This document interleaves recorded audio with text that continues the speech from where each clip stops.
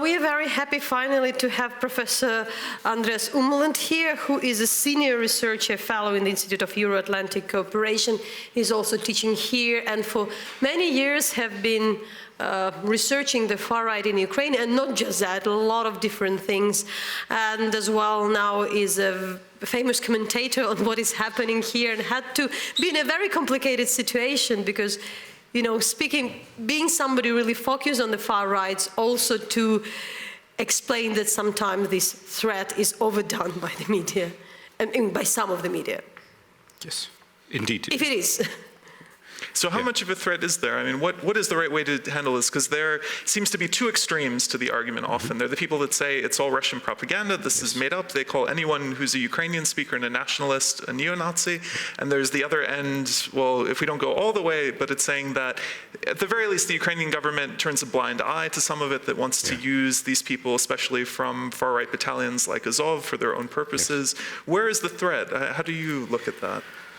Well, there is certainly a threat, but it's overblown. It's often seen as a principal issue in post-Euromaidan Ukraine, which is certainly not true. There are a whole number of other things that are more important, but still I think it is a problematic issue for a whole number of reasons, because the recent rises of a few neo-Nazis into state structures, the election of a couple of them in the Verkhovna Rada is bad for Ukraine, because these people who have more recently risen are actually biological racists.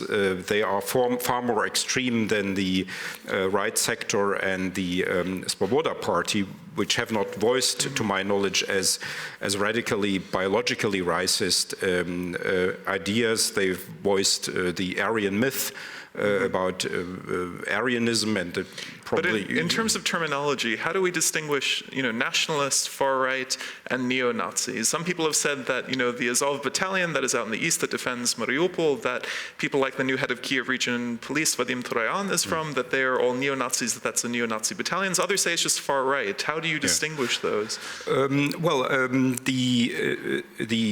term neo-Nazism should be, I think, only used for those parties that indeed remind of the Nazi ideology, namely of biological racism, that promote the Aryan myth. What is biological racism? How does it's the distinction between the white race and other races. Okay. It refers to biological issues.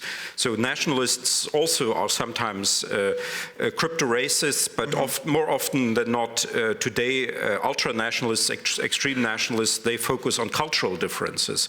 But these actually people from the Social National Assembly, Patriot of Ukraine, they openly speak of biological races, and this is indeed going back to Nazi ideology. That is not just a far-right ideology. It is far-right, but this is a very specific kind of far-right extremism, namely neo-Nazism. These are a few people. We are talking now about 3, 4, 5 people who have gone into parliament or into the administration. So it's not a big threat, but still it looks very dubious that people like that are promoted.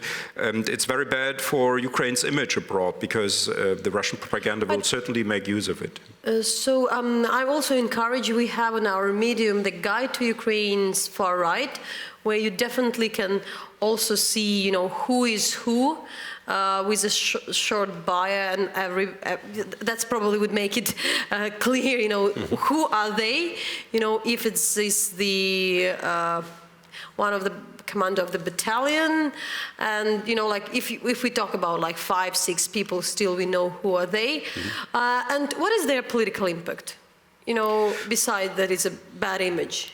I mean, they have an indirect, I think, political impact, which is that they stand for something that actually is in contradiction to the Euromaidan.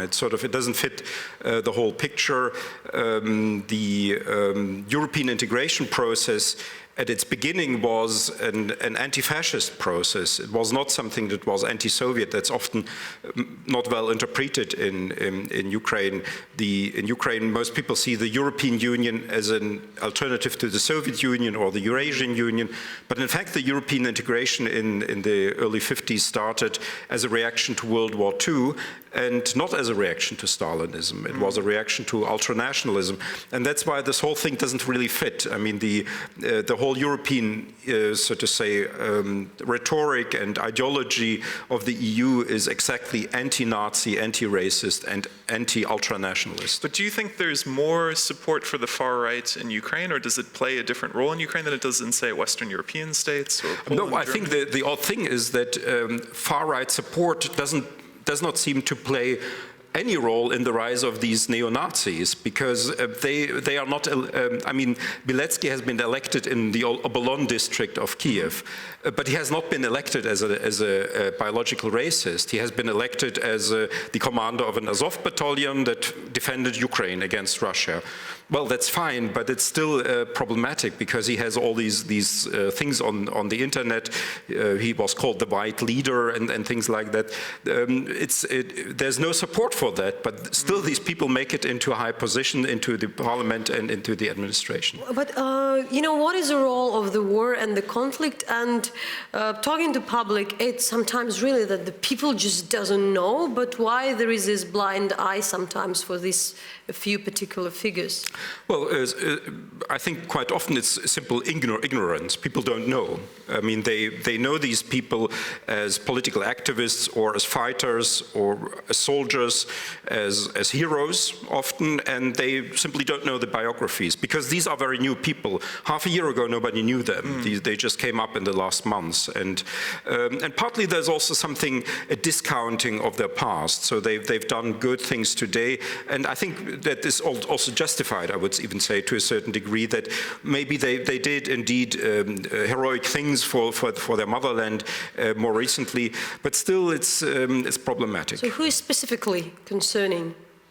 You mentioned this Andrei Bilecki, who is a commander of Azov, and it's very easy, even for foreign press, to access this battalion, spend many time, therefore much easier than, for instance, with these people, it's much easier for foreign journalists, for any journalist to come and to really be present rather with anybody else. But who else?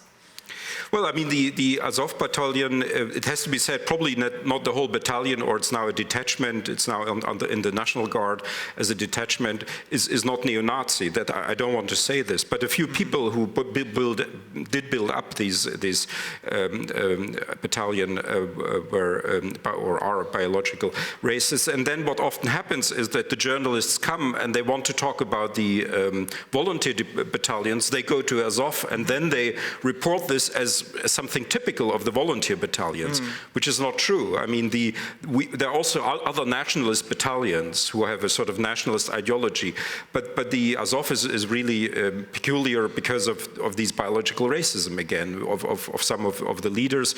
So Bilecki has entered the parliament. There's another man called Ihor Masichuk who has entered the Verkhovna Rada on the list of the radical party of Oleg Lyashko. With Vadim Troyan, it's more complicated because he's sort of denying his past in a way. He has no links to Patriot of Ukraine, which was... Well, he used to have, and there were statements of him that he does not support this ideology, and it was some time ago. But he also comes from the Azov. So we don't know what his views are, actually, but he has this sort of somewhat questionable past in the Patriot of Ukraine in an earlier phase of it. I mean, one of my questions is, what is the role of Ukrainian history in all of this? Because often in Ukraine, the kind of language of symbols of resistance to Soviet powers and elsewhere, it comes from the right. It comes from UPA, these other nationalist groups, not neo-Nazi as such, or at least many people wouldn't say that they weren't, but that was the roots in that. So when many people today look for something historical that fought, the Soviet forces, that fought Nazis, they go to that, but it's seen very differently in Western Europe from here. I mean, does that play a role? Well, I would make a distinction between this biological racism and the Aryan mythos promoted by a few marginal groups or a few marginal figures, and this larger discourse about the organization of Ukrainian nationalists, the Stepan Bandera and so on. That's another issue. I think it's a domestic issue because it alienates the southern and the eastern Ukrainians from the Ukrainian political nation, because they have a historical memory that sees the OUN and the UPA, the Organization of Ukrainian Nationals, and the Ukrainian Insurrection Army as forces that were fighting the Red Army when the Red Army was fighting Nazism. Well, in the Soviet Union, they're depicted as fascists. I mean, they were... Yeah, I mean, there's a discussion about this, and even if that is true, I mean, I think the main issue is here actually that they fought against the Red Army at a time when the Red Army was fighting Nazism. So, and I think this historical memory will remain, and so this, the OUN and the red black flag, they are not particularly useful symbols or parts of Ukrainian memory for building a unified political nation. And, but yeah, especially about these battalions, sometimes, though we mentioned there is a symbolic which probably doesn't mean that much, but when it's used, it can be really seen in a different way by the people, for instance, in the East. And what would you see? What is the concern about, using these particular rhetorics, not when it's a Maidan and there is a fight against Yanukovych and the fight against corruption, but when there is a particular conflict, and though there is a foreign aggression, there is some very sensitive issues between the Ukrainians. Yeah, I mean, it's undermining sort of Ukrainian unity, because it's too polarizing. These symbols like the red black flag, the I guess, and the portraits of Bandera and so on. I mean, there is this West Ukrainian historical memory that sees Bandera and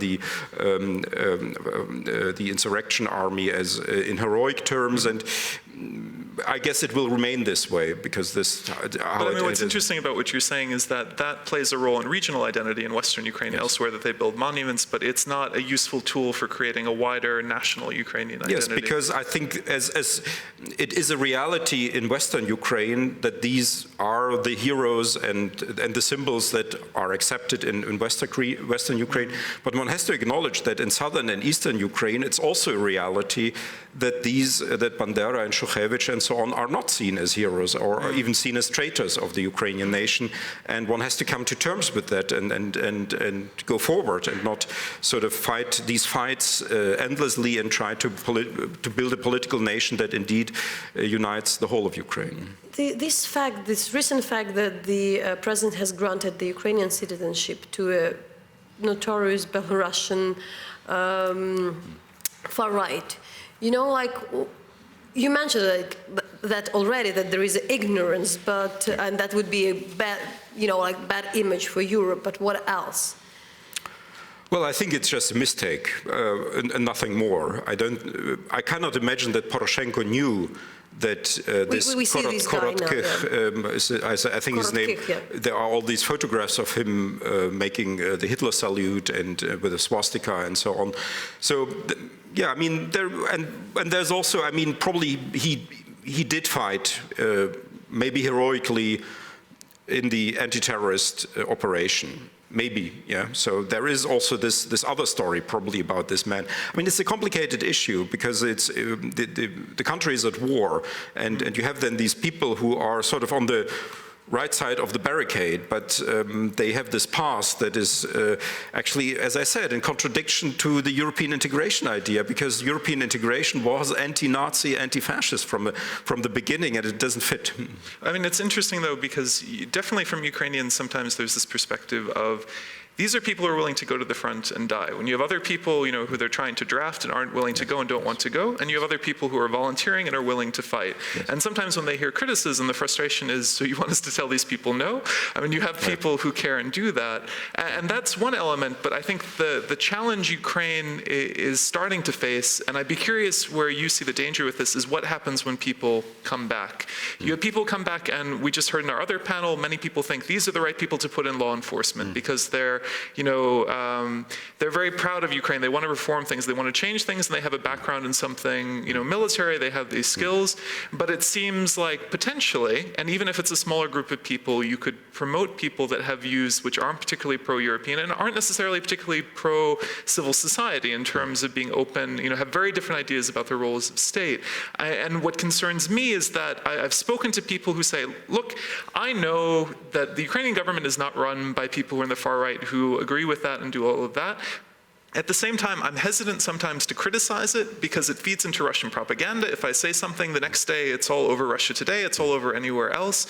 And it seems like that potentially, especially in the future, could be a problem if there isn't a space for fair criticism. If whoever does that is going to be seen as someone who supports Russia. I mean, how do you view that? What's the threat here? How can all this be tackled? Well, first of all, I would say that even extreme nationalists and even biological racists, they are citizens of Ukraine and they should have also the right to serve on lower positions in perhaps the armed forces of Ukraine. There's no question about this. The question is only when these people get into high positions. And then, of course, they become exposed by mass media, and then they become actually a problem for Ukraine. And then there's a sort of, you could almost offer some sort of balance sheet where you say, what do we get from promoting these patriots, these fighters, on the one side, and what do we lose in terms of the unity of the Ukrainian nation and of the Ukrainian image abroad? And I think often the price is very high. You promote somebody like this, that gets picked up by the Western press, it's then reproduced in the Western press, and the price for one such promotion is incredibly high because the Western public sees these reports and says, well, there are Nazis there who are making a career in Ukraine now, so why should we support the country? And it becomes actually a geopolitical issue, just a minor promotion of somebody with some dubious episodes in his biography. Before we will be joined by Skype with another expert from Vienna, Anton Shekhovtsov, who has also can say more concrete about particular cases. This week also, Andreas, we encourage everybody to follow our media monitor this week, and one of the biggest topic is the German debate on Ukraine and Russia, which is devoted to two big articles, one in the Die Zeit, and it was about with 60 well-known German intellectuals and opinion leaders signed a call for again a war in Europe, not in our name, and you were the person who answered on that. You more or less one of the initiated of another open letter in Tagesspiegel that was this week. So what is this debate and why it's that big as it described?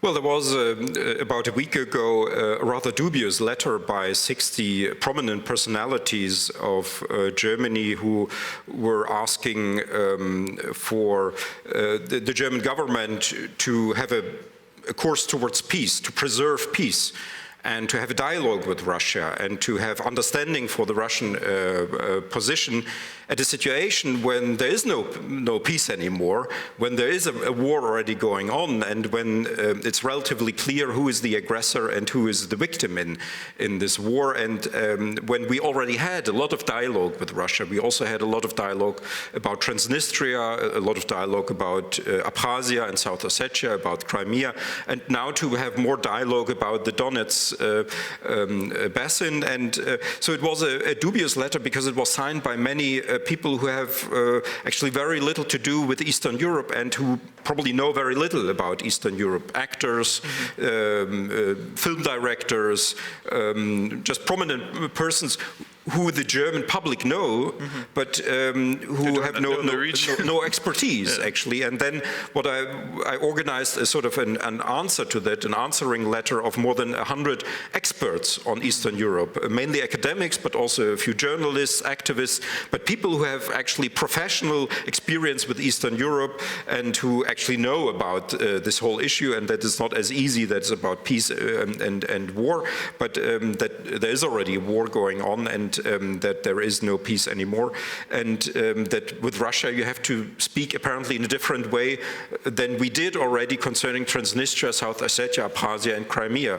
It cannot be just dialogue and diplomacy. There have to be other instruments, and so this was the story about this. Is a rather strange story, actually. So you can read more on our Medium, which is usually done by Professor Vladimir Yermolenko. It will be tweeted, and there would be more topics on that, not just about the German debates, but also about the Ukrainian economy and what can be this different situation, but that you can read as we are interactive.